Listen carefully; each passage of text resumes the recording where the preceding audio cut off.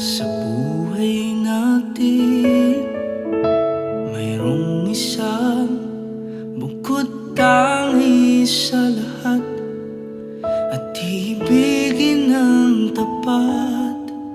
Ngunit sa di inaasahang pagkakataon, na para bang ika'y nilalaro ng panahon, may ibang makikilala, at sa unang pagkikita may tunay na pag-ibig.